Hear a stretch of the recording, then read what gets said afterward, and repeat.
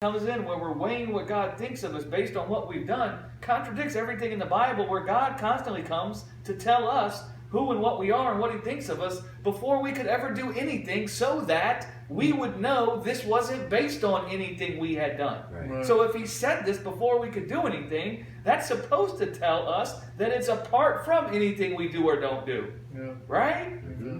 So in the day we find ourselves doing things we don't like, or in the day we find ourselves with things going on that we don't like, and we think there's something in us that's causing the things we don't like, we still have the Word of God, that we're his beloved children in whom he's well pleased, and we know he's not ashamed of us in this place where we're naked. We know we need to be clothed upon, and since we know he's not ashamed of us, we find ourselves coming to him. Now, what I'm describing is something that happens in people's hearts. Right. So please don't take what I just said and try to put your brain on it and say, I got to do that.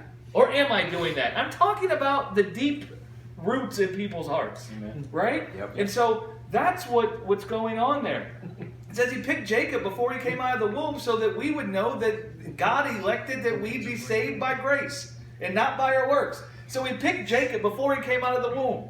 Why? So that no one would think that it was by Jacob's works that God picked him. Right. So that everyone would see that God elected, people would be saved by him and his ability and not by us and our ability. Right? That's why he picked Jacob. And Jacob even supplanted Esau. He lied, stole, and cheated. Yeah. Yep. Right.